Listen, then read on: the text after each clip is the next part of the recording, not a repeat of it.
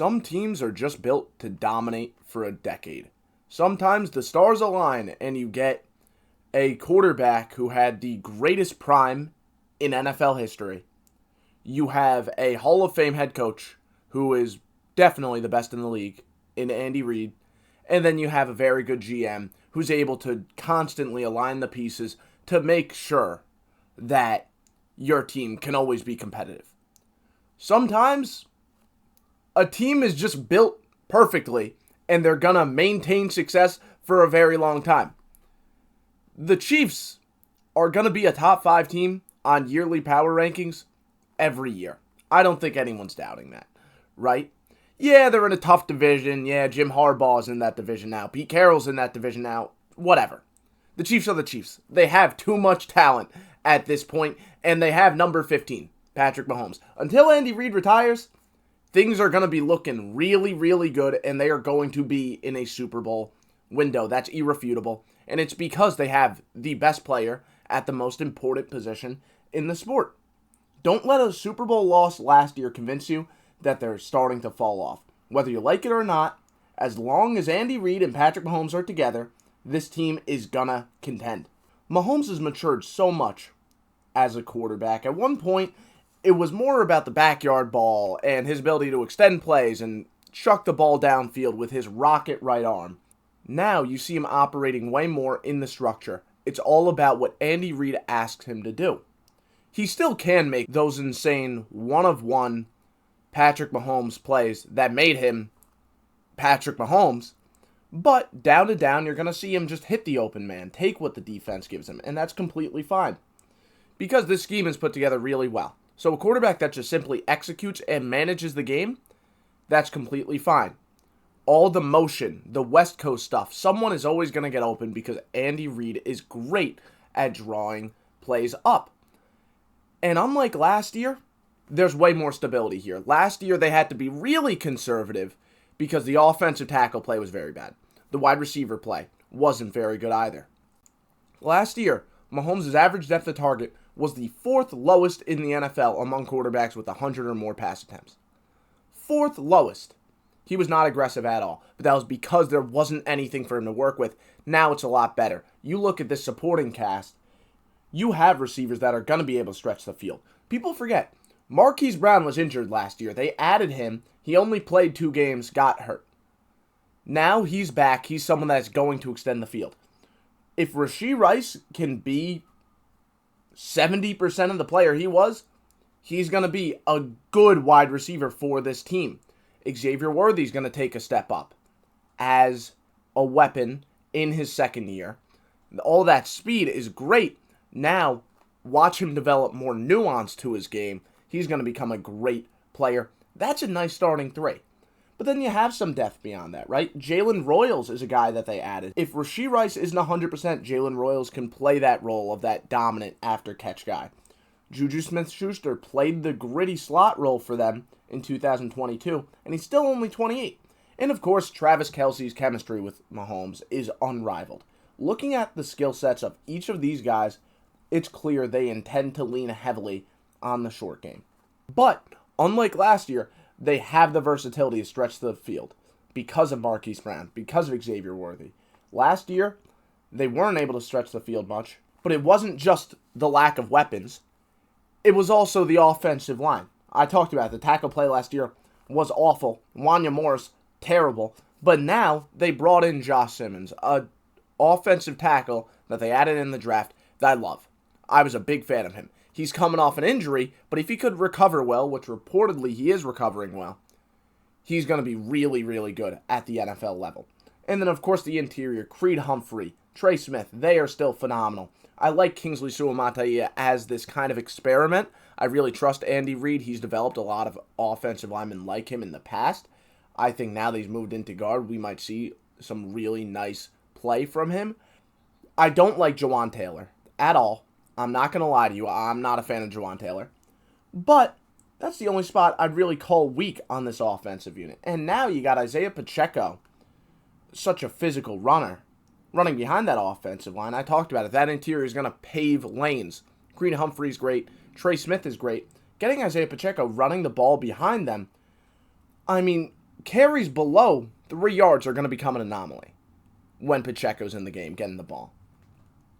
They also have some versatility in the backfield with receiving weapon Brashard Smith out of SMU. He is a legitimate back you could put out there, and he's going to do a lot of damage as a receiving weapon. He's going to catch some checkdowns and make big plays after the catch. There's a lot of after-catch playmakers here, and that's why it's going to be about the short passing game. And then when they need Mahomes to make a play down the field, they trust him to do it. He is such a great quarterback now because he understands when to flip that switch. He understands all of that. There is a great cast of guys on that offensive side of the ball. Great. And I think when the playoffs come along and Andy Reid is really going to be in his bag, they're going to really explode offensively. Regular season, Reid is going to keep some plays to himself. He is, and you're not going to see the full potential of this offensive unit until the playoffs come along. The defense should be dominant the whole way through. Because Steve Spagnuolo, yeah, he's similar in the sense of he has some great plays he could draw up and save for the postseason, but just generally the way he coaches up this unit, he's the only coordinator I've ever seen people genuinely talk about as a Hall of Famer. He's not a head coach. He's not going to be a head coach again. We've seen him try to be a head coach. It didn't work well. Yet, he's still so good as a coordinator, people are talking about him as a potential Hall of Famer. That's legitimate conversation that we're having right now. If that's not a testament to how good Steve Spagnuolo is as a defensive coordinator, I don't know what is. His blitzes and his ways of optimizing unique talent really makes him one of one. One of one. And he coaches up this defense to be versatile. Yes, he's about the blitz. Without a doubt, he's going to blitz a decent amount. But some games you'll see a lot of man coverage. Other games you'll see a lot of zone coverage. Some games you're going to see them run a lot of their 4-2 front. Other games you're going to see them run a lot of their 4-3. Some games you're going to see Drew Tranquil out there a lot. Other games you might see Leo Chanel out there a lot. They switch everything. Steve Spagnuolo makes sure this defense is ready for any situation. He makes sure they're deep and that they have options at different positions depending on their matchups. And schematically, they have a bunch of different plays that they could call and completely shift the identity of this team. Steve Spagnuolo is all about running different schemes in order to make this team better. The pride of this defense is their run fit. Linebackers Nick Bolton, Leo Chanel, and Drew Tranquil all consistently read the backfield well and step up to make tackles on the line of scrimmage. Bolton also provides high-quality coverage ability, while Leo Chanel provides a lot as a blitzer. The D-line, though, is what makes this one of the best fronts in the NFL. Karlaftis is both a really refined technician against the pass and a strong anchor against the run. Mike Dana and Mike Pennell also established themselves as standout run defenders. But Chris Jones, he is the highlight of this entire defensive unit. He has been for a very long time. One of the NFL's most dominant defenders for a really long time against the run and the pass. He's just stronger than most offensive linemen. In a league filled with the top 1% of athletes, he still finds a way to separate himself. But they also have depth, right? When they really want to lock in on getting to the quarterback, they put Felix Anadike Uzama out there. They'll put Charles Omenihu out there. They'll put Omar Norman Lott out there. And this goes back to his ideology of having an emphasis on versatility, right? At certain points of the game, you're going to want to send out a group of guys that just pin their ears back and get to the quarterback. Chris Jones can do both, right? And Karlaftis can also get to the quarterback. But when they decide that they want speed instead of strength on the defensive line, they're able to make that change very easily. And that depth, that versatility, is what allows this defense to be so great. Then in the secondary, you have guys that are really able to capitalize on how that front completely wrecks game plans, especially Trent McDuffie, who is such a great cleanup defender. If by some miracle you're able to get by that front, he'll make the tackle and prevent a big play. Him and the rest of the secondary are also very capable in coverage. It's not some spectacular unit, but everyone here, like Brian Cook and Jalen Watson, is solid. So you have an offense with a mastermind at head coach and the greatest quarterback of the past 10 years. And then you have a defense with another unbelievable mind and a loaded defensive front, it's easy to see why this team was close to three-peating, right? Yeah, they lost last year, but don't get it twisted. The downfall hasn't started yet, and it probably won't be starting anytime soon. How well can they do in this competitive AFC West? Well, considering that they're the second best team in the league, in my opinion, I expect them to do pretty well. How does it translate to wins and losses? Let's look at the schedule now. What you have to understand about the Chiefs is they're a playoff team. And I don't mean that in the sense of, oh yeah, they're going to make the playoffs. I mean that in the sense of they play their best football come the playoffs. You like to hope that's the case with every team. Not every team is like that. The Chiefs are absolutely like that. But that's kind of a double-edged sword in the sense of they're going to lose some games in the regular season they really shouldn't. But come the postseason, it's a different story. They are going to step up against everyone. Week 1, they're going to fight off a team that's going to be ready. Like, going to be absolutely 100% prepared. Jim Harbaugh wants this Chargers team to beat the hell out of the Chiefs because they're a division rival. This game is in LA. This means so much for the Chargers. I think it will be really close, but I think the Chiefs lose this one. Week 2, they're playing against the team that beat them in the Super Bowl last year. Oh, that's going to be a fiery one. That should be a really fun football game. But I think the Eagles are going to win that one. I think, yeah, it's in KC. I get it. But the Eagles are coming off a mini-bye. The Chiefs are coming off a very physical game against the Chargers. And I think this Eagles team is just really, really damn good. And I think early in the year, the Chiefs might be a little bit lackadaisical. Okay? After an abroad game last week, I'm a little bit concerned. But then week 3, I think they're going to start to get their stuff together. All right? Week 3, they're playing against the Giants. It's a bounce-back game. You don't have a win yet.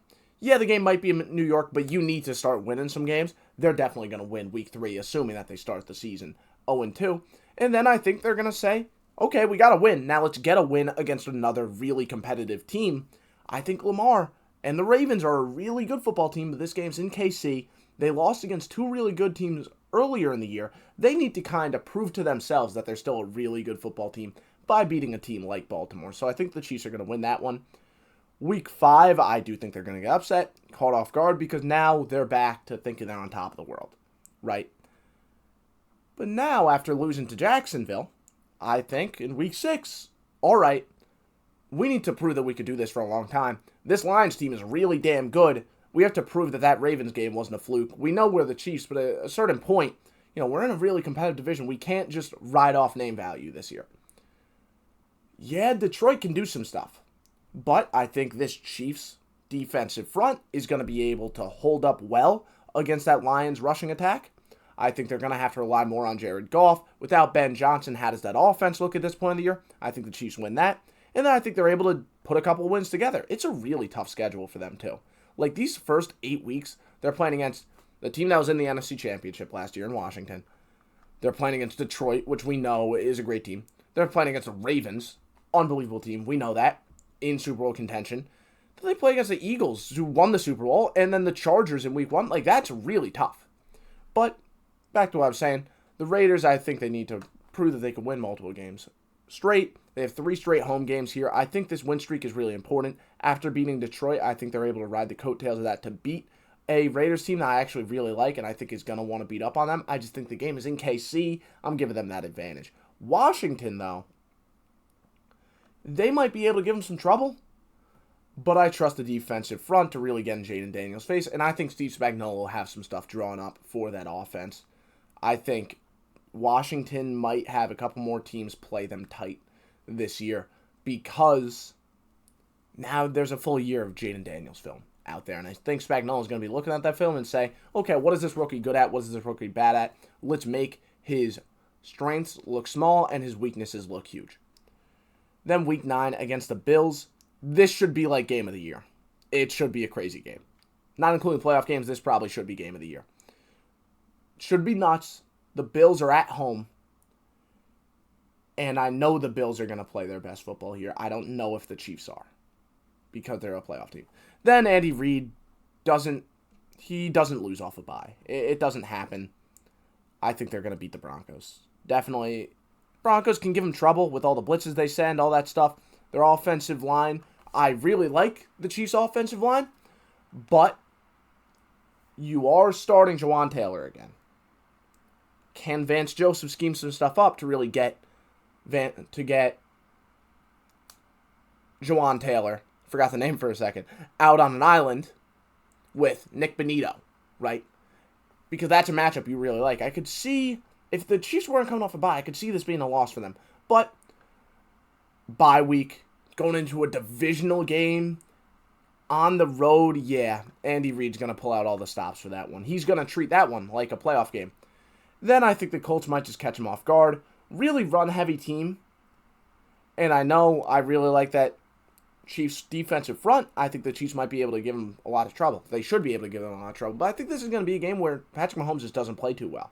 I think the Chiefs prove they're prone to upsets around like that week 9 to week 12 area. And I think they're going to get upset right here. So, I have the Colts winning that one. Then, I think they're going to run the ball over the Cowboys because that's all you have to do. I mean, that run defense is terrible, and they're a well-coached team, so they're going to take advantage of that weakness. Then, off a mini-bye, their home field against the Texans. I think the Texans are very good, but Chris Jones is going to eat C.J. Stroud alive. That offensive line is really bad for the Texans. So, that's why I have the Chiefs winning that one. I think the Chiefs are going to get their revenge on Jim Harbaugh and the Chargers here. I think they're going to continue to win. I mean, bad Tennessee team. I don't really need to elaborate on that one. This could be one where the Broncos get an upset, but I think right now the AFC West is going to be so competitive. Andy Reid is going to start to treat these games like playoff games. And because he's able to go on this win streak from week 13 to week 17, he's going to be able to rest his starters and end up losing to the Raiders. So that is how I have this all playing out, right? I think that the Chiefs are a very good football team. I don't doubt that at all. I think they're going to be able to do a lot of damage. I think they're going to look better in the postseason than the regular season. And if I'm being 100% honest, I know it's weird because I have this team at number 2. But I'm more worried about this team missing playoffs than I am about how they'll perform in playoffs. The division is very tough. Let's say Mahomes misses a period of time. Let's say they can't go on a win streak. You know, maybe they get upset by the Raiders. Maybe they don't go on this week 6 to 8 win streak. They don't make the playoffs. Right? I think it's going to be really tough. I think the Chargers are really good. I think the Broncos are really good. I think the Raiders are quite good. I think some people are overrating them a little bit, but it's a tough division. And they have a tough schedule.